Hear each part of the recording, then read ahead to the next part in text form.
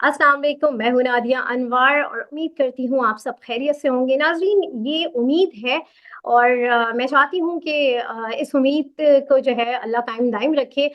लेकिन अभी जो हालिया बजट आया है उसमें ये उम्मीद जो है ये टूटती हुई नज़र आ रही है, क्योंकि इस बजट का बड़ा इंतज़ार था और लोगों को बड़े जो है इससे तहफ़्फ़ुज़ात थे कि पता नहीं क्या बजट आएगा, ऐसा क्या आएगा कि कहीं उसके बाद जो है जो मज़ीद एक सर्वाइवल की जो एक जंग हो रही है उसमें मज़ीद इज़ाफ़ा ना हो जाए।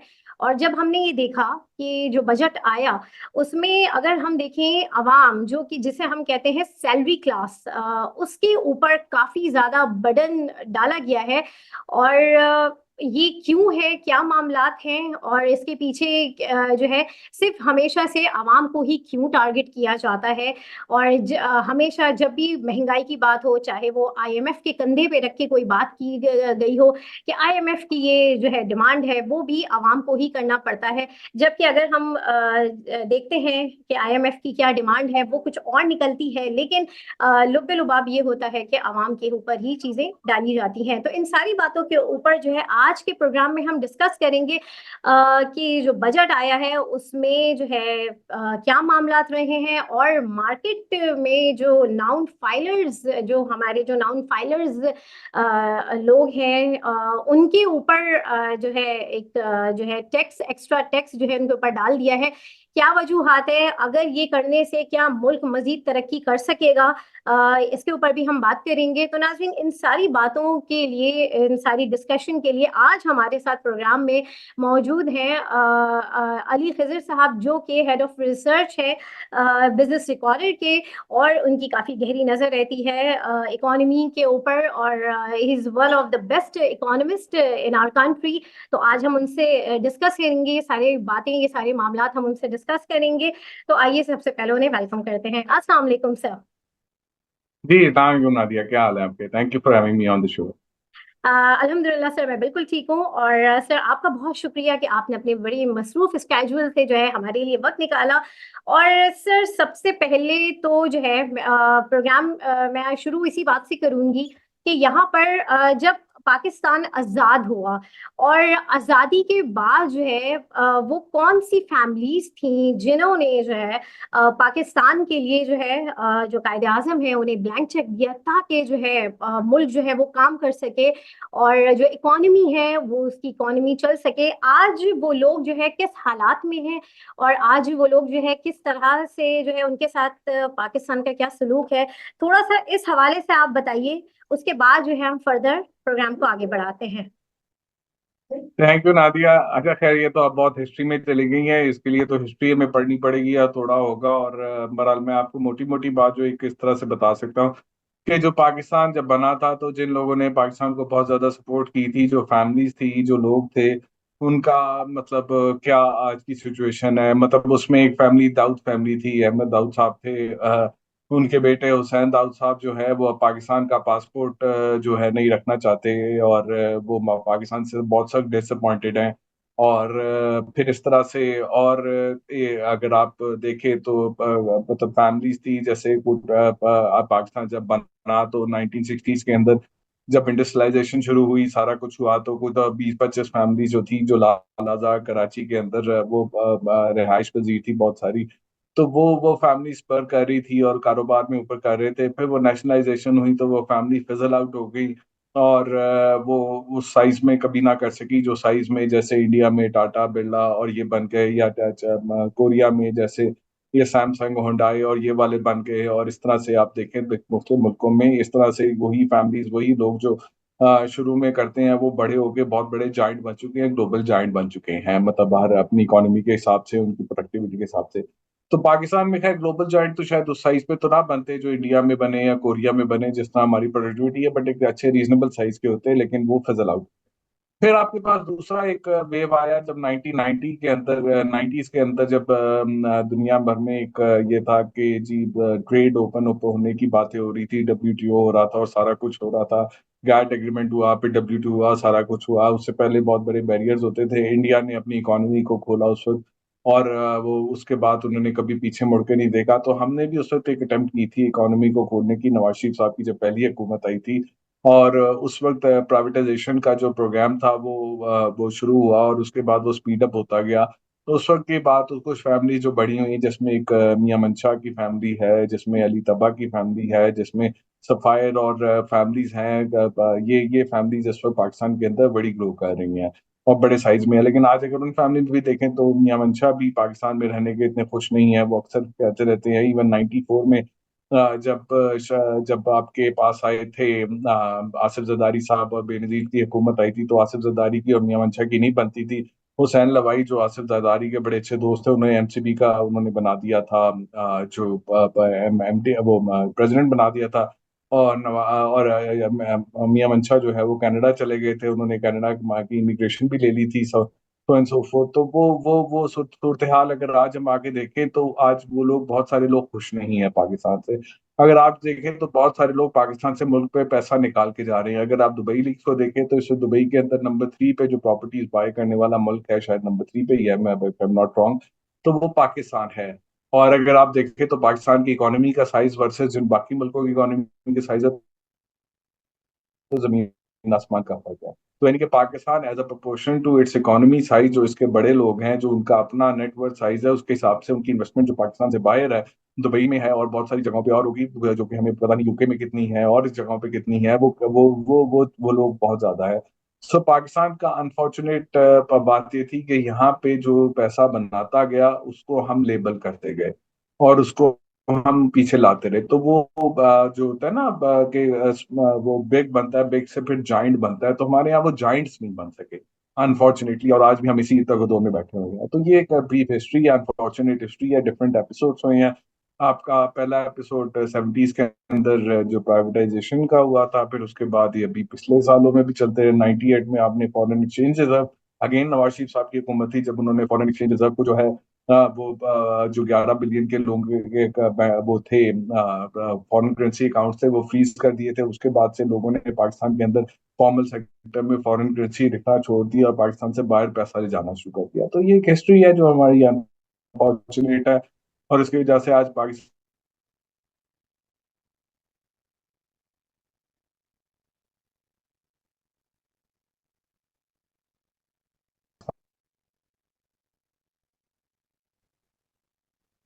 जी नादिया, आप, जी। I can't hear you. जी जी। सर आपका थोड़ा सा नेट आई थिंक इशू कर रहा है। मेरा नेट इशू कर रहा है, जी, दोबारा आपकी सॉल्व किया जाए। आपकी आवाज, आपके कंटिन्यूटी में बोलते बोलते एकदम से जो है वो पॉज हो गया था। एक मिनट। मतलब कहाँ पे पॉज हुआ था? सर ये आपने कहा था कि ये हमारे मुल्क की हिस्ट्री है, जो कि जो है स्टार यहाँ पर पॉज हो गया था, तो तो बस थोड़ा सा यहाँ ठीक से कंटिन्यू है, ये करें। मुल्क की हिस्ट्री है, यहाँ पे आप इसको खत्म कर दें, आप आगे शुरू करें, यहाँ से आप डेट कर हाँ नहीं दीजिएगा, नहीं, उसके आगे बिल्कुल कोई बिल्कुल। खास बात नहीं। मुल्क की हिस्ट्री है, उसके बाद मतलब बस ये है, ठीक है, इधर तक काफी है। ठीक है, आगे बस चलो। ठीक ठीक है, है। सही है।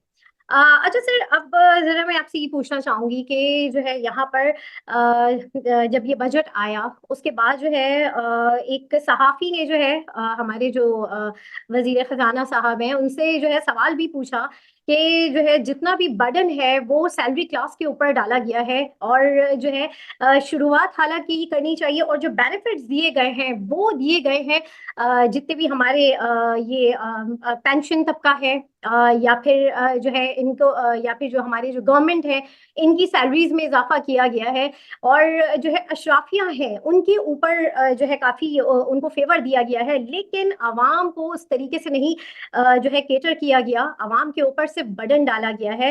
हालांकि इनको जो है ये शुरुआत जो है अपने आप से करनी चाहिए, लेकिन अनफॉर्चुनेटली ना ये इस बारे में जो है हमारी गवर्नमेंट सोचती है कि ये शुरुआत उनसे होनी चाहिए। हमेशा से हम 75 साल अगर हम अपनी हिस्ट्री देखें तो उसमें हम यही देख रहे होते हैं कि जो है हमेशा आवाम के ऊपर ही बर्डन डाला जाता है, टैक्सेस की मद में हो या किसी भी और चीज में।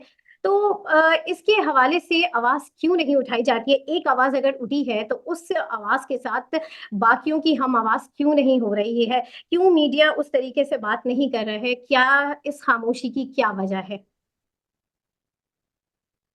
ये तो खामोशी तो खैर इतनी नहीं है, सोशल मीडिया पे तो बहुत शोर मचा हुआ है। और आजकल आपको पता ही है कि जो इम्पैक्ट डालता है वो सोशल मीडिया डालता है, मेन स्ट्रीम मीडिया तो कोई इम्पैक्ट नहीं डालता। आप इंडिया में भी देखें, इंडिया में भी इलेक्शन हुए हैं, मेन स्ट्रीम मीडिया सब ये कह रहा था कि मोदी 400 सीटें ले जाएगा, जबकि देखिए रिजल्ट जो है फर्क आया। पाकिस्तान में भी आप देखें इलेक्शन हुए हैं, यहाँ पे मेन स्ट्रीम मीडिया क्या कहता था और असल में क्या आया, फिर चले फॉर्म 45 47 हो गया, वो सब सबको पता है, सारी स्टोरी पता है।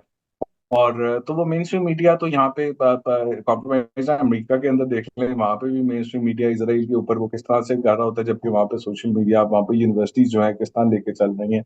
तो इस तरह आप दुनिया भर में मिसालें देखते हैं कि मेन स्ट्रीम मीडिया बहुत सारी जगहों पे बहुत कॉम्प्रोमाइज हो गया है। मेन स्ट्रीम मीडिया जो है उसकी कॉस्ट ऑफ डूइंग बिजनेस बहुत ज्यादा है।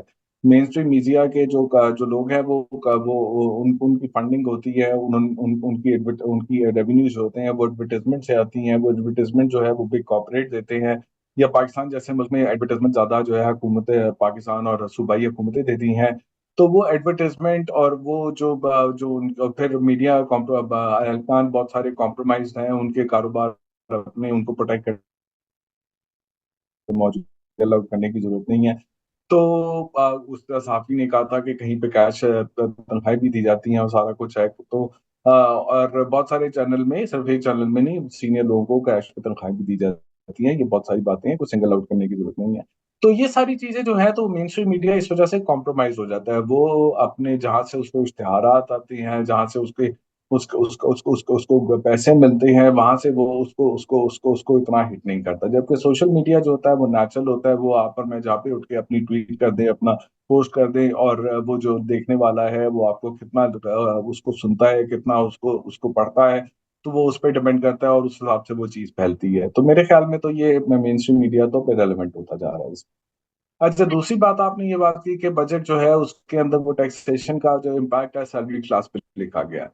देखिए, अगर इसका जवाब है तो उसका जवाब ये है कि बजट का जब प्रपोजल आ रहे थे, आप इसको थोड़ी सी आप इसकी हिस्ट्री को देखें कि जब पाकिस्तान के मतलब पिछले 3 4 महीने की हिस्ट्री आप देखें, 2 3 महीने की खासतौर पे, आईएमएफ के साथ एक नेगोशिएशन चल रही है नए प्रोग्राम की, ठीक है जी। उस नई प्रोग्राम की नेगोशिएशन के अंदर जो है आपने एक बजट फ्रेमवर्क रखा था कि जी ये budget framework is a part of that, और मीडियम टर्म अगले 3 साल का प्लान जो है वो होगा। जब आईएमएफ का पाकिस्तान को जो ऑफर था वो तकरीबन का था नहीं, मतलब एक अंदाजा था कि वो $6 अरब का $6 बिलियन का होगा, 3 साढ़े 3 साल का प्रोग्राम होगा। हम्म। पाकिस्तान जो था कि वो अपना जो फुल कोटा एलोकेशन है जो रहती है इसकी, जो इतना हुआ है उसके बाद वो तकरीबन $7.6 बिलियन है। पाकिस्तान चाह रहा था कि वो आए, तो उसके पास था कि ज्यादा पैसे आ सके, जरा रूम ज्यादा बन सके। फाइनेंस मिनिस्टर एक्सटर्नल फाइनेंसिंग पे कुछ खास गौर कर रहे हैं। तो जब उन्होंने इस तरह की बातें की तो आईएमएफ ने एक अपना प्रपोजल देखा जी, कि भेजा कि ये जी ये आपके नंबर्स होंगे, आपका जो टैक्स रेवेन्यू टारगेट है एफडीआर का वो 12.9 ट्रिलियन होगा, जो तकरीबन 40% की ग्रोथ है इस साल के जो नंबर आ रहे हैं। उस पर उन्होंने बहुत सारे नए टैक्सेस प्रपोज किए। उसमें यह था कि जी सैलरीड इनकम के ऊपर जो है मैक्सिमम टैक्स स्लैब जो ले जाए हम, जो टॉप स्लैब जो होती है, मार्जिनल स्लैब होती है, 45% पे ले जाए। उसमें यह भी था कि नॉन सैलरीड के भी 45% ले जाए। फिर उसमें यह था कि जितना की भी इनकम होती है, जैसे आपकी कोई कैपिटल मार्केट की इनकम होती है, आपने कोई वहां पे कैपिटल गेन किया, आपने कोई डिविडेंड लिया, आपने कोई बॉन्ड के ऊपर जो है आपकी इनकम आई, या आपने रियल एस्टेट के अंदर कोई rental income I, so and so fourth, उन सारी को भी नॉर्मल इनकम टैक्स को रेट किया जाए, यानी कि उनका भी टॉप मार्जिन स्लैब 45% का हो जाएगा। फिर इसके अलावा और भी कुछ टैक्सेस थे कि जी रियल एस्टेट पे टैक्स लगाया जाए, वो तो चले कुछ उन्होंने लगाया भी है। फिर उसके अलावा था एक्सपोर्टर पे टैक्स लगाया जाए, वो भी उन्होंने लगाया है। फिर उसके अलावा था कि रिटेलर एंड ट्रेडर के ऊपर टैक्स लगाया जाए, जहां पे गवर्नमेंट के ये हम नहीं कर सकते, उन्होंने रिटेलर ट्रेडर के ऊपर कोई डायरेक्ट टैक्स नहीं लगाया। और इस तरह एग्रीकल्चर के ऊपर भी बात थी कि उसके ऊपर भी टैक्स लगाया जाए, जो कि चूंकि वो सूबों का है, लेकिन फेडरल गवर्नमेंट कुछ कर सकती है, उन्होंने लगाया।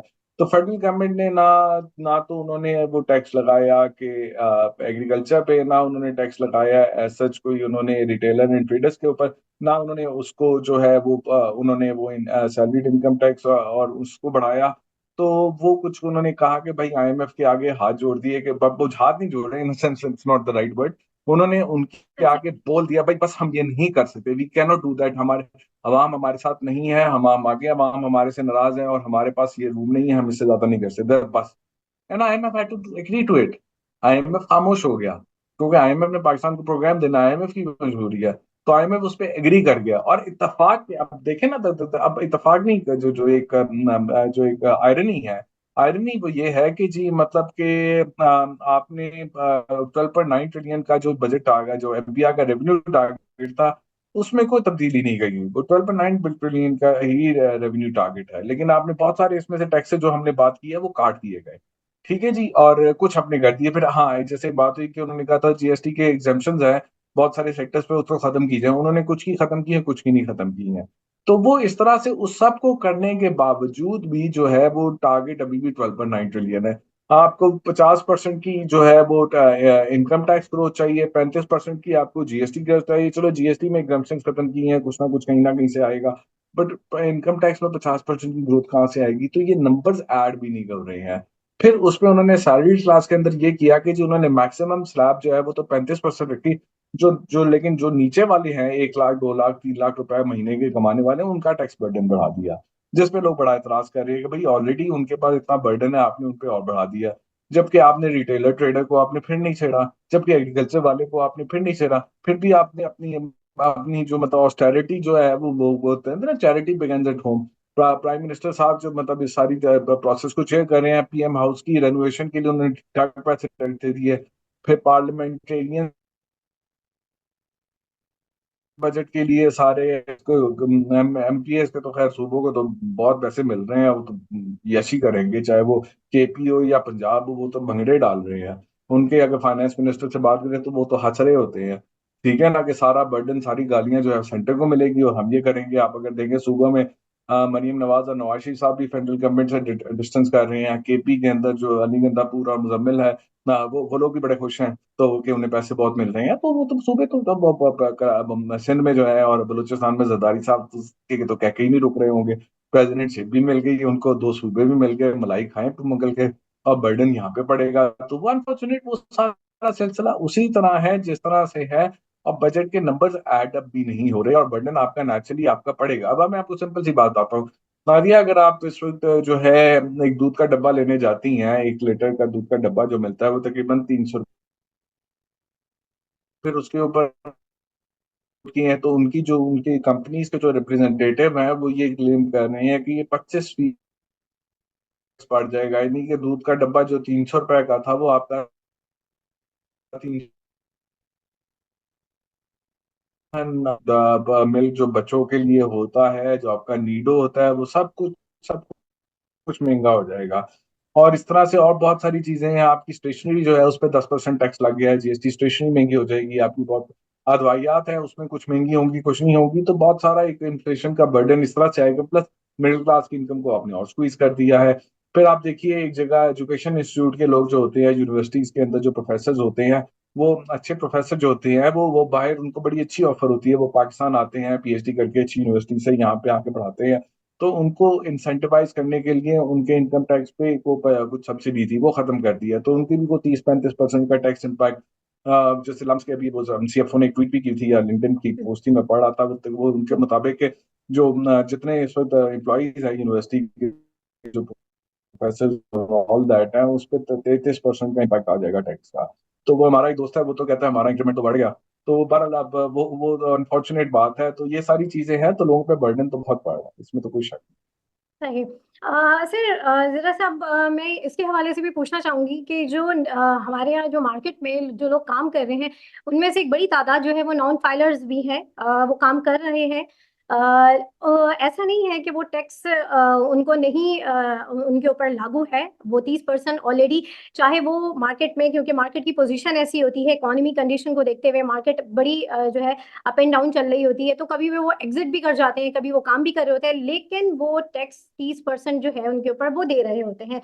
अब मजीद जो बहुत से ऐसे लोग हैं जो खुद नहीं होना चाहते, जो एफबीआर के आगे अपने आप को शो नहीं करना चाहते, इसमें उनका कसूर एक तरीके से मैं नहीं कहूंगी, क्योंकि हमारे यहाँ का सिस्टम कुछ इस तरह का होता है कि लोग खुद भी जो है जरा सा कि वो कहीं प्रॉब्लम में ना आ जाएं, वो नहीं चाहते कि वो उनकी वो जो है अपने एफबीआर को अपने असासे शो करें और जो है फाइलर की साइट को वो अडॉप्ट कर सकें। तो यहाँ पर अब उनको जो 45% जो उनको कैपिटल गेन के उनके ऊपर जो टैक्स पड़ गया है, वो तो मार्केट से एग्जिट ही होंगे, क्योंकि हमारी काफी लोगों से बात हुई है और उन्होंने यही कहा कि हमें इतना तो जो है हमें इतना बेनिफिट होता नहीं है, क्योंकि मार्केट की पोजीशन काफी जो है अप एंड डाउन चल रही होती है। बजट से पहले आपने खुद देखा था कि मार्केट एक करेक्शन मोड में काफी थी। तो उस सिलसिले में तो अगर इस तरह का एक क्राउड जो है वो अगर मार्केट से निकल के चला जाएगा, तो फिर इस ये मार्केट के लिए बड़ी अलार्मिंग बात नहीं है। तो तो इसके ऊपर आप क्या कहते हैं कि जो है क्या करना चाहिए और क्या होना चाहिए? क्योंकि इन्होंने तो ये लगा दिया है, अब आगे फर्दर इस चीज को किस तरीके से किया जाए, क्योंकि वो लोग तो एग्जिट कर जाएंगे जो जो है इस वक्त वो नहीं चाहते हैं, वो चाहते ही नहीं है कि भाई हम एफबीआर के पे जो है अपने आप को शो करें। तो ऐसी सूरत हाल में तो जी मार्केट तो सरवाइव पे आ जाएगी। देखिए, नॉन फाइलर का तो कॉन्सेप्ट पाकिस्तान में होना नहीं चाहिए। पहले मार्केट के सवाल से पहले जरा मैं नॉन फाइलर के ऊपर कॉन्सेंट्रेट कर लूँ हम्म। कि नॉन फाइलर तो एक खामखा की इस्लाह है, जो अगेन हिस्ट्री में देखे जाए तो 1990s में जब मियां नवाज शरीफ साहब की हुकूमत थी, उस वक्त ये हफीज पाशा साहब और इसहाक डार साहब उस वक्त ये पार्ट थे, सरताज अजीज से, ये सारे इस टीम के पार्ट थे। ठीक है जी। और इन लोगों ने मिलके एक कॉन्सेप्ट निकाला था कि जी लोग तो वैसे तो टैक्स देते नहीं है, तो हम टैक्स रोके। 1980s के बाद जो कालादार धन पाकिस्तान में आया था वो जंग की वजह से, तो उसके बाद से टैक्स देने का रुझान पाकिस्तान में काफी कम हो गया हुआ था। तो ने कहा ये तो टैक्स देते नहीं है, और अब आईएमएफ है वो हमें बोलता है, उससे आईएमएफ का डंडा था 98 में भी, आप देखेंगे हम डिफॉल्ट कर रहे थे, बल्कि डिफॉल्ट किए भी थे। तो हम्म। और वो उस वक्त जो है उन्होंने कहा कि जी एक नया कॉन्सेप्ट लगा दिया जी, विद होल्डिंग टैक्स का। विद होल्डिंग टैक्स चलना शुरू हुआ, चलना शुरू हुआ, चलना शुरू हुआ। ठीक है जी। वो विद होल्डिंग टैक्स जो है वो हमारा वो बहुत बड़ा जो है ना एक जानवर बनता रहा कि जी विद होल्ड कर देंगे, कोई रिटर्न में तो फाइल नहीं करता। अच्छा जी, फिर दो फास्ट फॉरवर्ड 2013 के अंदर जो है ये बात हुई कि जी फिर बहुत सारे लोगों ने कहा कि जी हम फाइल ही नहीं करते हैं, हम इस पूरे नेट से निकल जाते हैं। फिर उन्होंने क्या कहा कि जी हाँ जी, जो फाइल नहीं करता उस नॉन फाइलर के ऊपर हम पेनल्टी लगाना शुरू कर देते हैं। रादर देन कि नॉन फाइलर जो है मतलब उसका होने नहीं चाहिए, जो टैक्स चोरी करता है उसको तो जेल होनी चाहिए। जो टैक्स नहीं देता उसके कारोबार उसके ऊपर उसको उसको कदर लगनी चाहिए। भाई अमेरिका के अंदर जाए, वहां पे जो है कोई ड्रग डीलिंग करता है वो इतना नहीं डरता होगा वो ड्रग डीलिंग से, जितना वो ड्रग डीलिंग के बाद जो पैसा है उसको मनी लॉन्डर ठीक तरह से नहीं करता कि वो वहाँ की जो टैक्स अथॉरिटी है उससे उससे उससे डरता है। तो टैक्स अथॉरिटी पे सबसे ज्यादा डरा जाता है, यहाँ पे तो टैक्स अथॉरिटी को मजाक बनाया होता है। तो वो विद होल्डिंग टैक्स उन्होंने नॉन फाइलर पे बढ़ाना शुरू कर दिया। अब वो बढ़ाते गए बढ़ाते गए बढ़ाते गए, फिर नॉन फाइलर क्या कहता है, अच्छी बात है तुम लो ये पारे को, हम सिस्टम से बाहर रहेंगे। और ये आज तक वो सिलसिला चलता रहा। और अब अगर आप 2013 से आज तक अपने अनडॉक्यूमेंटेड इकोनॉमी के साइज देखें तो वो ठीक ठाक बड़ा हो गया है। और आप देखें तो करेंसी इन सर्कुलेशन जो इसका एक बहुत बड़ा इंडिकेशन है, वो बहुत तरीके से ग्रो की, उसके बहुत सारे अपने मसले हैं। अब इस बजट के बाद इन्होंने क्या किया कि नॉन फाइलर पे ज्यादा टैक्सेस और बढ़ा दिए, जैसे मार्केट की बात की और तरह के टैक्सेस बढ़ा दिए। इसके बाद एक अच्छी चीज है कि नॉन फाइलर पे मीम बनने शुरू हो गए हैं, कि नॉन फाइलर पे बहुत सारे आपने देखे होंगे मीम बन रहे हैं। जी तो जी। ये मीम जो है ना ये सोशल प्रेशर डालेंगे और डाल रहे हैं। और एक तो फाइनेंशियल प्रेशर भी एकदम, क्योंकि आपने रेट बहुत बढ़ा दिया है तो वो भी बढ़ रहा है, और दूसरा सोशल प्रेशर भी बढ़ रहा है कि जी भाई आप रिटर्न फाइल करें। तो विल फाइंड आउट कि जी ये प्रेशर कितना बिल्टअप होता है, कितने लोग इसमें सिस्टम में आते हैं नहीं आते। तो ये एक इसमें मतलब it's a mix kind of situation इस बजट में, कि अगर आपने रेट भी बढ़ा दिए हैं जरा नॉन फाइल पे, फिर अगर उसकी सिम ब्लॉक कर रहे हैं, कल को उसका ट्रैवल और उसकी और चीजों को भी आहिस्ता आहिस्ता करते रहेंगे, तो वो चीजें जो है उस पर वो डिटर्मिनेंट डिटर्मिनेंट आना चाहिए, और सोशल प्रेशर भी आना चाहिए। वो जो टैक्स दे रहा है उसको ये समझ आ गई है कि भाई मैं जो ज्यादा टैक्स दे रहा हूँ उसमें दो वजूहत है। एक तो हुकूमत की इनएफिशिएंसी और हुकूमत का और पार्लियामेंटेरियन और पूरे उसकी मशीनरी जो नीचे है उनका lavish spending and all that, वो उनके लिए मैं दे रहा हूँ। दूसरा ये है कि जो नॉन फाइलर है जो जो जो कि पैसा बहुत बना रहा है लेकिन मुल्क से वो नेट से बाहर आ रहा है, तो उसके हिस्से का भी मैं दे रहा हूँ। तो वो एक वो अच्छी बात है कि वो प्रेशर बिल्ड हो रहा है, वो एक नैरेटिव बिल्ड हो रहा है, जो एक अच्छी बात है। लेकिन बात यह है कि दूसरा नॉन फाइलर का तो कॉन्सेप्ट होना ही नहीं चाहिए सिरे से। ये नॉन फाइलर होती क्या चीज है? हर किसी को अपना टैक्स फाइलर रखना चाहिए। अच्छी अच्छा, ये बात हमारी खत्म होती है। तो अब मार्केट के अंदर जो आपने बताया कि 45% नॉन फाइलर है, बिल्कुल सही हो गया। अब नॉन फाइलर है मार्केट के अंदर तो बिल्कुल नहीं यूज रहेगा, या तो वो फाइल कर देगा निकल जाएगा। बट मेरा नहीं ख्याल मार्केट में इतना फर्क पड़ेगा। मेरी जितनी मार्केट के अंदर फंड मैनेजर से आगे पीछे बात हुई है, जितने इन्वेस्टर से बात हुई है, वो कहते हैं नॉन फाइलर को गोली मार दो, मेरे को फर्क नहीं पड़ता। तो और आपने मार्केट की बजट के बाद मूवमेंट भी देखी है, तो मार्केट रॉकेट हुई हुई है। तो इस रॉकेट मार्केट में मेरा नहीं ख्याल नॉन फाइलर की उस वजह से को बहुत ज्यादा प्रेशर आएगा सच। जब क्योंकि फाइलर जो है वो मार्केट में, क्योंकि हमारी मार्केट जो है बहुत ज्यादा डॉक्यूमेंट हो गई है, तो वो फाइलर के साथ ही है। तो मेरे ख्याल में इसका जवाब ये आपका होता है। सही। अच्छा सर, अब जरा सा हम बात कर लें, ये तो आपने बात थोड़ी क्लियर कर दी, लेकिन फिर भी जो है अभी आने वाले वक्त में हम देखेंगे कि ये नाउन फाइलर और फाइलर की ये जो जंग है, ये कितनी कामयाब होती है आगे। और जो है सर, अब जरा आपकी ट्वीट के ऊपर मैं बात करना चाहूंगी कि आपकी जो है गुज़िश्ता रोज मतलब पहले आपकी ट्वीट आई थी, और उसके बाद ही हमने देखा कि मार्केट जो है वो 2000 पॉइंट्स जो है वो गिर गई। और जो है लोगों ने इस बात की बड़ी हाइप क्रिएट की कि जो है उनका जो काफी लाखों करोड़ों का नुकसान हुआ है, उसकी जिम्मेदारी भी उन्होंने एक तरीके से आपकी ट्वीट को ही जिम्मेदार समझा गया। और तो सर, इस हवाले से आप क्या, और जैसे कि आपने जैसे देखा कि बजट के बाद जो है एकदम से 45% जो है वो टैक्स भी आया, तो थोड़ी सी इस खबर की आप जरा सी तरदीद कर दें हमारे देखने वालों को, क्योंकि जो लोग ये समझ रहे हैं कि शायद ये सारा कुछ जो है ट्वीट के बाद हुआ है, तो थोड़ा सा आप इसके हवाले से तरदीद करें इस खबर, ये जो एक न्यूज़ और एक र्यूमर मैं कहूंगी जो मार्केट में चल रही है, थोड़ा सा इसके ऊपर आप बताएं हमें जी। देखिए, मैंने जो बात की थी वो मैंने उस पर लिखा था कि जी वो ट्वीट की, उसके बाद मैंने उस पर दोबारा ट्वीट की, उसके आधे घंटे के अंदर अगर आप जाके देखें मेरे ट्विटर हैंडल पे मौजूद भी हैं दोनों ट्वीट। और वो यही थी कि जी मैंने पहले ट्वीट में कहा था कि whatever the taxes are there likely to B.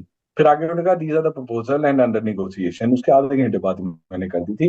ठीक है, तो ये जो चीज है आपका, अगर उसको आप देखें तो भाई वो उन्होंने आईएमएफ ने, मैं आपसे पहले भी जिक्र किया कि 45% के टैक्स प्रपोजल्स थे इनकम टैक्स पे, और आपने capital gain, dividend income and all that income को नॉर्मल इनकम को इधर करना है, तो उसका ये मतलब है कि उस पर 45% टैक्स हो जाएगा। These were the proposal very much in the market, और उसके अंदर थे वो और आईएमएफ की तरफ से आए थे, और गवर्नमेंट इस पे निगोशिएट कर रही थी। और लोगों को पता भी था, जब मैंने ट्वीट की तो मुझे बहुत सारे लोगों ने कहा कि आप जो बात कह रहे हो हम यही बातें सुन रहे हैं। मतलब मैं इस वक्त उठ के एक भी ट्वीट कर देता हूँ भाई, कुछ भी बोल देता हूँ, तो उस पर क्यों इम्पैक्ट आएगा भाई? जब वो लोग देखेंगे हाँ इसने ये बात की है, चार बंदों से पूछेंगे, वो कहेंगे हाँ जी ये वाकई डिस्कशन हो रही है, फिर जाके मार्केट ट्रेड करेगी नहीं करेगी, और मार्केट का रिएक्शन होता है क्या होता है, इससे मेरा कोई ताल्लुक नहीं है, मेरा काम है इन्फॉर्मेशन देना। हम्म। ठीक है जी। अच्छा, अब उसमें दो तरह के लोग हैं। अब आपने कहा लोग कमेंट कर रहे हैं, तो मैं आपको अपना एक्सपीरियंस बताता हूँ कि दो तरह के लोग हैं। एक तरह के लोग तो वो है जो ये बात कर रहे हैं, ठीक हम्म। है, और मैं अकेला नहीं था। आप अगर जाके उसमें देखें तो उससे 2 हफ्ते पहले तक मुख्तलिफ अखबारात के अंदर, मुख्तलिफ न्यूज रिपोर्ट्स के अंदर ये बात हो रही थी, टैक्स रेट हाई हो रहा है, नॉर्मल इनकम में इनको ट्रीट किया जाएगा, और जो इनकम टैक्स रेट होगा। और उसके बाद मैंने 45% का नंबर किसी ने नहीं यूज किया था, और मेरी ट्वीट के बाद 2 दिन बाद बजट से पहले भी किसी ने रिपोर्ट किया कि ये 45% की प्रपोजल मार्केट में आए हुए हैं। तो इसका मतलब है कि मैं जो कह रहा हूँ वो ठीक है। हम्म। अगर गलत है तो वो मुझे साबित कर दो इसको, नंबर वन, कि जो मैं कह रहा हूँ वो गलत है। ठीक है जी। अच्छा, दूसरे एक तो वो लोग हैं कि कहते हैं जी उसकी वजह से मार्केट गिर गई, लोगों को पता चल गया और मैंने नुकसान करा दिया। ये इनकी उनका व्यू है। दूसरी तरफ एक और लोग हैं, एक और सेट ऑफ पीपल है, वो एक मार्केट के लोगों की बात करूं, जो मुझे ये बता रहे हैं, जो उन्होंने ट्विटर भी लिखा है, आगे लोगों ने लिखा है, आप वो भी पढ़ सकती है जाके। उन्होंने ये लिखा है कि जो उस ट्वीट और उसकी वजह से जो प्रेशर बिल्ड हुआ है कि 45% टैक्स हो गया तो ये हो जाएगा वो हो जाएगा, तो हुकूमत पे इतना प्रेशर बिल्ड हुआ कि हुकूमत ने इसमें दो 15 से 20 या 25% भी इंक्रीज अगर करने का सोच रही थी, उसने वो भी छोड़ दिया। उसने वो भी छोड़ दिया। और मार्केट देखें, मार्केट हालांकि आप देखें कैपिटल गेन टैक्स के अंदर, आप अगर उसको देखें तो उसमें वो खत्म हो गई है, कदरन जो है वो टाइम लाइन की खत्म हो गई है। हम्म। कि पहले होता था ना कि इतने साल बाद करेंगे तो आपका कम हो जाएगा, तो अब वो फ्लैट हो गया है 15%, बच्चे, ठीक है। और दूसरा नॉन फाइलर पे आपने बताया 45% हो गया है। तो हम्म। ये जो चीज है, आप अगर ये देखें, म्यूचुअल फंड पे भी बढ़ गया है, जिस वजह से म्यूचुअल फंड में से लोग पैसे निकलेंगे तो उसका भी इम्पैक्ट आएगा। तो लेकिन इन सारी चीजों के बावजूद मार्केट रॉकेट क्यों हुई, एक उसकी वजह ये, जो लोग मुझे कहते हैं, मुझे नहीं पता, कि हम्म। जी आपने मौत दिखा के बुखार को गले लगा दिया, कि भी 45% के टैक्स का मौत दिखाई उन्हें। और एक छोटा सा ये बुखार हो गया कि जी फ्लैट टैक्स हो गया, नॉन फाइलर पे 45% हो गया, इसको कुछ हो गया। तो इसे बहुत वे तो लोग कहते, और जिस तरह लोग देखते हैं वो करें, मैं उस पर क्या कर सकता हूँ? मैंने एक इन्फॉर्मेशन, सेट ऑफ इन्फॉर्मेशन दी, वो सेट ऑफ इन्फॉर्मेशन मार्केट में थी कि ये प्रपोजल है, इस पे निगोशिएशन चल रही है, और उसकी वजह से प्रेशर और पड़ा, और वो निगोशिएशन मार्केट के फेवर में खत्म हो गई। That's about it. सही, बिल्कुल सर। अच्छा सर, चलो, एक ट्वीट की जहां तक बात हुई है, तो एक और एक ट्वीट के ऊपर हम बात कर लेते हैं। एक ट्वीट जो है, जैसे कि एक दो लोग हैं, उनके पास पिस्टल होती है, एक के पास खाली पिस्टल है और दूसरे के पास भरी हुई पिस्टल है, लेकिन दोनों दोनों एक दूसरे को इक्वली धमकी उस वक्त तक देते हैं जब तक गोली चलने की नौबत नहीं आती है। तो सर इसी तरीके से अभी हमने देखा कि नवाज शरीफ ने एक ट्वीट दिया था मोदी के लिए, लेकिन मोदी ने उसके ऊपर कोई रिस्पॉन्ड नहीं किया। एक तरीके से उनका ये था कि हमें पाकिस्तान से इस वक्त कोई बात होगी ही नहीं। तो सर ये मुझे पूछना है कि हमारे जो टैंकों में जो डीजल है वो जो है वो एक्सपायर होने के लिए रखे हुए हैं। क्यों नहीं कोई जवाब देता है? आखिर क्या वजूहात है? क्यों इस तरह की नौबत आती है और जो है मतलब हम कोई रिएक्ट नहीं कर पाते? तो थोड़ा सा इस हवाले से आप बताएं। देखिए, टैंकों के डीजल वगैरह पे मैं आपसे क्या कमेंट करूं। बात यह है कि हम मिलिटरली या हम इकोनॉमिकली हम या ग्लोबल पोजिशनिंग में भी वे क्लोज टू इंडिया। ठीक है जी, हम एक न्यूक्लियर पावर है, ठीक है, वो एक हकीकत है जिसके ऊपर जाके मतलब हमारे हम एक बहुत बड़ा थ्रेट है उनके लिए और दूसरे मुल्कों के लिए। बट अदरवाइज हमारा और उनका कोई कंपैरिजन मेरा नहीं ख्याल अब बनता है करना। लेकिन बहरहाल बात यह है कि इंडिया पाकिस्तान के ताल्लुकात का बेहतर होना पाकिस्तान की मईशत के लिए बहुत अच्छी बात है। अगर आप देखें दुनिया में जितनी मुल्क जो है तरक्की किए हैं, जितने रीजन तरक्की किए हैं, वो रीजन की अपनी इंटीग्रेशन की वजह से बहुत तरक्की करते हैं। चूंकि इंडिया एक खुद से बहुत बड़ा मुल्क है, उसको उस इंटीग्रेशन के बगैर तरक्की कर गया। लेकिन उसके साथ के मुल्क जो हैं उनमें उन इंटीग्रेशन की बहुत सख्त जरूरत है, पाकिस्तान के लिए जैसे ही है। आप अगर कनाडा अमेरिका की एग्जाम्पल देखें तो कनाडा की बहुत सारी ट्रेड अमेरिका के साथ होती है। आप आसियान में देखें तो चाइना के साथ जो मुख्तलिफ वियतनाम और बहुत दूसरे मुल्क हैं, कोरिया वियतनाम के साथ की वजह से वो वियतनाम जो है बहुत ज्यादा ग्रो कर गया। और इसी तरह आप वो अमेरिका की वजह से वो जो है वो साउथ अमेरिका के मुल्कों के अंदर भी जो ग्रोथ आती है उसमें आती है। तो पाकिस्तान का इंडिया के साथ कोई ट्रेड का खोलना, वहां से इंडिया के साथ इन्वेस्टमेंट का खोलना और इंडिया के साथ एक एक बॉर्डर जो है वो पोरस होना, और जिस तरह के यूरोपियन बॉर्डर्स पोरस होते हैं या अमेरिका कनाडा का बॉर्डर पोरस है, तो उस तरह का हो जाएगा तो पाकिस्तान का उसमें बहुत फायदा है। इसमें तो मेरे मेरे ख्याल में कोई शक ही नहीं है। ठीक है जी, बहरहाल पाकिस्तान पहले पाकिस्तान भी कभी नहीं चाहता था होना इस तरह से इंडिया ने, बल्कि कोशिशें 90s में और उस वक्त इंडिया ज्यादा शायद कर रहा था। बट 90s में भी आप देखें वाजपेयी के साथ वो चल रहा था, ये 2000 में भी चला था, तो उसमें वो फिर कागल हो गया एंड सो वो फिर मुंबई अटैक हो गया, तो उसके बाद तो there is no point coming back. Mumbai attack के बाद तो वो पूरा मुद्दा पाकिस्तान पे रहा, फिर एफएटीएफ एंड ऑल दैट, वो सारी स्टोरी है। आज ये है कि जी मोदी साहब और नवाज शरीफ साहब के बारे में कहा जा रहा था, और जब नवाज शरीफ साहब पाकिस्तान आ रहे थे तो उस वक्त एक बहुत बड़ी बात की जाती थी, जो बहुत लोग कहते थे कि नवाज शरीफ के आने की बहुत बड़ी ये बात है कि वो इंडिया के साथ पाकिस्तान की दोस्ती करेगा। और अगर नवाज शरीफ की वो पहली और जो गालिबन वन ऑफ स्पीचेस जो इलेक्शन से पहले हुई थी जिसमें उन्होंने वो कबूतर भी उड़ाए थे, ठीक है ना, तो वो कबूतर सफेद उड़ाने और वो सारा उन्होंने उसमें इंडिया के साथ नॉर्मलाइजेशन की बात भी की थी और सारा कुछ हुआ था। और हमारे यहाँ ये कहा जा रहा था कि जी इंडिया में चूंकि इलेक्शन सीजन चल रहा है और मोदी तो नो डाउट अबाउट आ जाएगा, यहाँ पे भी नवाज शरीफ आ जाएगा नो डाउट अबाउट, ठीक है ना, तो ये दोनों आ जाएंगे। और अभी इंडिया में चूंकि वो रेटरिक चल रहा है उस तरह का कि जी इंडिया एंटी पाकिस्तान सेंटिमेंट बिकता है इलेक्शन से पहले, तो इलेक्शन के बाद चीजें ठीक हो जाए। तो इलेक्शन इंडिया में भी हो, इंडिया में भी इलेक्शन का थोड़ा सेटबैक तो मोदी को आया है, तो वो अब उसको किस तरह देखता है क्या करता है वो इंडिया की साइड है। हमारी साइड में ये हुआ कि जी नवाज शरीफ साहब जो है वो तो मतलब लोग तो ये कहते हैं कि जी फॉर्म 47 पे जीते हैं वो अपने हल्के से, वरना यास्मीन राशिद साहिबा वहां से जीत जाती। तो नवाज शरीफ साहब मतलब कि इसमें कोई ना गवर्नमेंट में कोई पोजीशन भी कोई नहीं है, उनकी कंसंट्रेशन भी पंजाब पे ज्यादा है, सेंटर के अंदर तो मतलब उनकी इतनी सही भी नहीं है इस वक्त जितनी होनी चाहिए थी। वहां पे आईएमएफ की सही है, एस्टेब्लिशमेंट की सही है, तो के औरंगजेब साहब जो है वो है पीएमएलएन के, बट वो सागदार साहब तो नहीं है फाइनेंस मिनिस्टर जो नवाज शरीफ के खास खास आदमी है। तो और नवाज शरीफ की अब वो क्रेडिबिलिटी, वो नवाज शरीफ की वो अथॉरिटी, नवाज शरीफ की वो वेट जो होता है ना पॉलिटिकल वेट, मेरा ख्याल है काफी वो लूज कर गए हैं इस इलेक्शन के बाद। और अब आगे जनरल आप एक एनालिसिस देखें तो लोग ये कहते हैं कि जी पीएमएलएन डिमाइसिंग वो अपनी वो खत्म हो रही है, उसका नैरेटिव भी नहीं रहा, और पीटीआई जो है वो राइज कर रही है एज ऑलवेज, वो और वो करती जाएगी जब तक उसकी हुकूमत नहीं आती। तो मुझे बताइए कि ऐसे मौके पे नवाज शरीफ की बात को इतना सीरियसली क्यों ले कोई, जब नवाज शरीफ के पास ना पॉलिटिकल वो वेट है ना वो सारा कुछ है, तो फिर मतलब मैं मोदी हूं तो मैं मतलब कहूँ कि भाई मैं क्यों लूँ उसको। मतलब ये ठीक है ना, मतलब ये ना खुद ही वजीर आजम है, तो ना इसकी अपनी सीट जो है वो फॉर्म 47 पे है, इसकी हुकूमत जो है वो इस तरह लटकी हुई है, तो पूरी एक है अवाम का हाई इनके ऊपर प्रेशर है। तो देखें जब जब इस तरह के ताल्लुकात को लेके चलते हैं तो अवाम साथ लेके चलती है। तो एक लीडर जिस तरह 2013 के अंदर नवाज शरीफ साहब आए थे तो उस वक्त एक वो मैंडेट के साथ आए थे, उस वक्त उन्हें वोट पड़ा था। उस वक्त जब वो नाश्ता करने मोदी साहब आए थे तो वो एक बड़ी बात होनी थी, बट वो खैर हमारे लोगों को पसंद नहीं आई। तो और अब हमारे लोग वो चाहते हैं वो करने, लेकिन वो उनको जवाब नहीं दे रहे। तो मेरे ख्याल में एक तो एक वजह है कि इंडिया की अपनी जो इंटरनल डायनेमिक्स है इलेक्शन के बाद, वो वजह है। दूसरी वजह यह है कि नवाज शरीफ के पास अब वो वेट नहीं है, पॉलिटिकल वेट बहुत लूज कर चुके हैं, हल्के हो गए हैं। मैं कहने का मकसद ये सही। सर, अब जैसे कि बात हो रही है यहाँ पर, तो जैसे इंडिया का अगर हम देखते हैं, स्ट्रेटेजिक पार्टनर जो है वो अमेरिका है। और अगर हम अपनी बात करें तो हमारे जो दोस्त ममालिक हैं उनमें हम चाइना को कहते हैं, और जो है एक तरीके से एक हमारा जो है सऊदी अरब भी हमारे दोस्त ममालिक में आता है। लेकिन अगर हम चाइना का अगर हम देखें तो जैसे उसका पावर प्रोजेक्ट था सी पैक में, चाइना ने उसमें करोड़ों डॉलर्स उसमें कमाए। लेकिन अगर हम उस मुहायदे में पाकिस्तान को देखें तो एक तरीके से पाकिस्तान का तो दिवाला निकल गया है। और जो है इसी तरीके से जो है हम अगर सऊदी अरब के भी इनके मुहायदे देख रहे होते हैं तो उसमें पाकिस्तान के लिए कोई ऐसा कोई बेनिफिट नहीं होता है। तो जो दोस्त होता है सर वो तो साथ देता है। अब जैसे आप इंडिया की हालत देख लें आज, और आज पाकिस्तान की देख लें, इंडिया कितना आगे तक थ्राइव कर चुका है, लेकिन पाकिस्तान उस तरह से नहीं कर रहा। तो दोनों के जो दोस्त हैं उनकी जो किरदार है उन मुल्कों के लिए, तो उसमें देख के आपको क्या लगता है कि पाकिस्तान में फर्दर अभी यहाँ पर क्या ये होना चाहिए फर्दर? आप क्या समझते हैं इसको कि ये जो दोस्ती है ये कैसी है? उनकी दोस्ती तो बड़ी अच्छी है, लेकिन हमारी दोस्ती हमारे लिए कोई फायदेमंद नजर नहीं आ रही।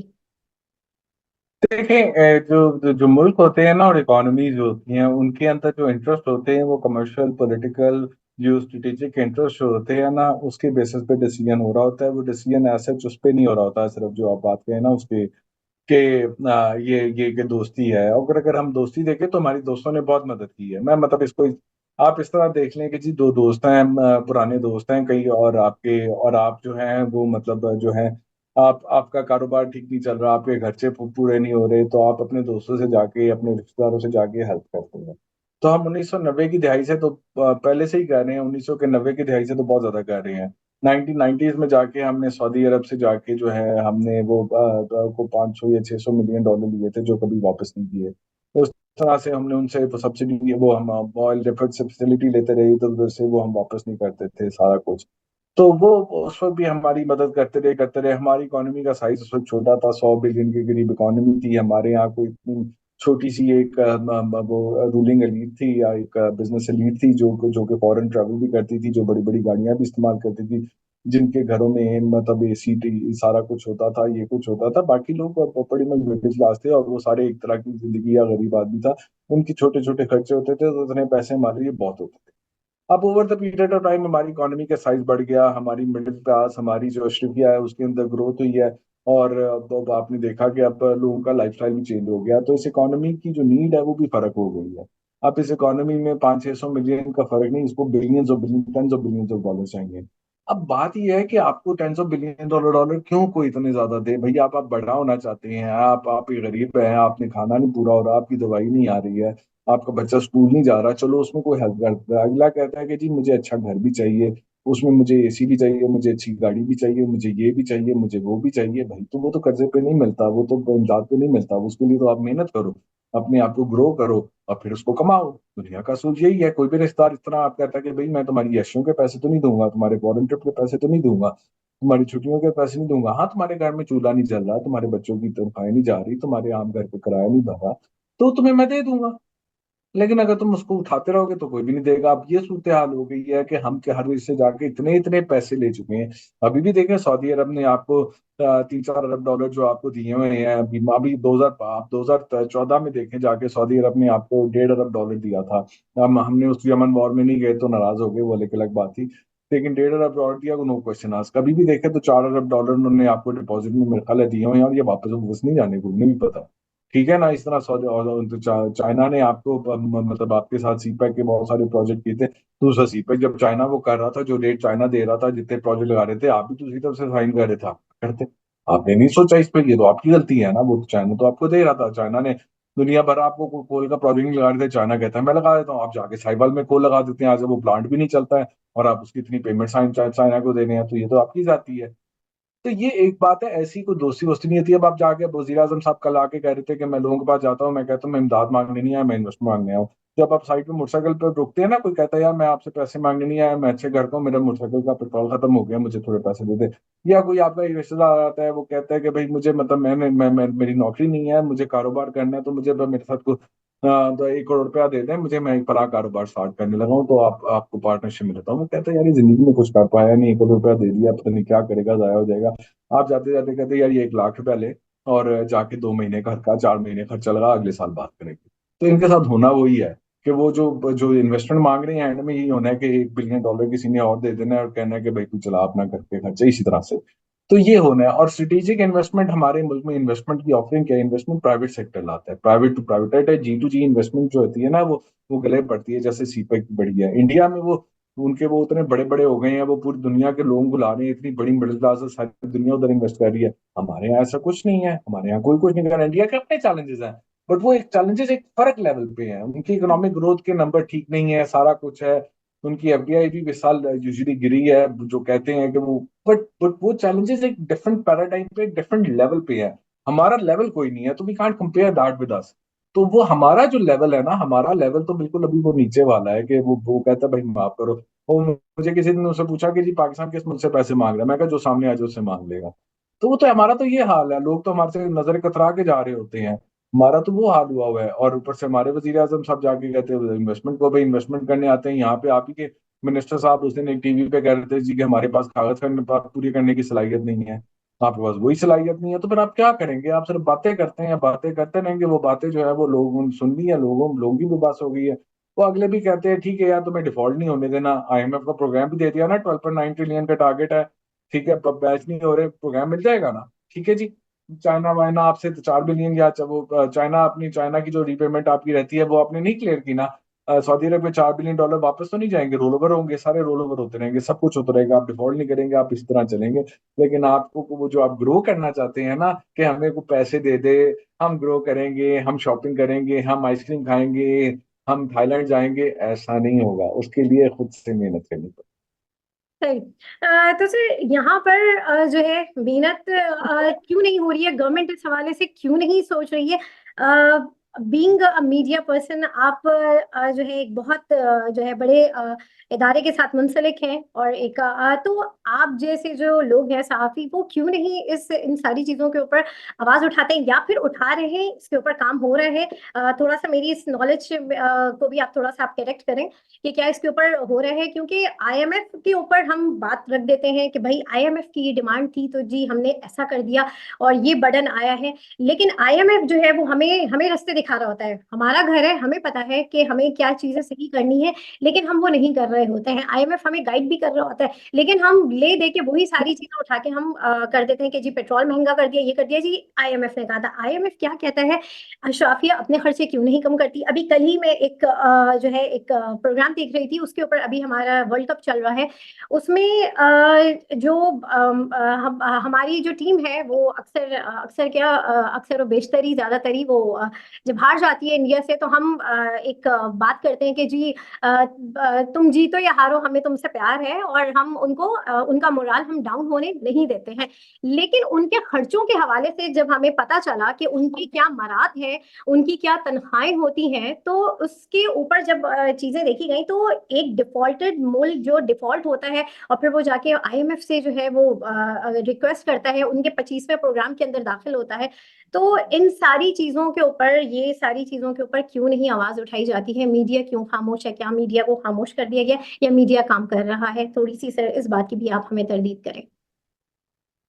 फिर आपने बात की तो क्रिकेट के ऊपर आप देख लें, आपने कहती क्रिकेट के साथ जाती की है, टॉप पे देख लें। आपने आपने एक शख्स को चीफ मिनिस्टर बनाया, आपने कहा कि जी वो एंटी इमरान लॉबी को उसने बड़ा अच्छा लेके चला, इंटरलॉकर, वो जो वो जो होता है ना, एक वो बीच में मिला के रखने वाला, वो उसने किया। पीपल्स पार्टी को, पीएमएलएन को, इन सबको मिला के चला, एस्टेब्लिशमेंट का ब्लू आइड बॉन्ड बन गया।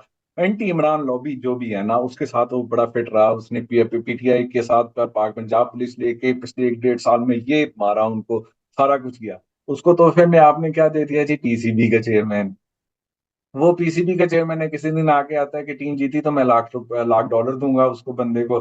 किसी दिन कहती है टीम आ रही तो मैं उसको सैक कर दूंगा, उसको तो बातें ही करनी आती हैं कि जो भैया एंटी इमरान है उसको मैं जो है वो तोहफा दूंगा, जो प्रो इमरान है उसको मैं मारूंगा। इस तरह ये टीम के साथ बातें कर रहे हैं यार। और फिर एक उसका दोस्त था, कैसा भी क्रिकेटर था, बहुत टॉप क्रिकेटर नहीं था, उसको पहले स्पोर्ट्स मिनिस्टर बना दिया, अब उसको चीफ सेलेक्टर बना दिया।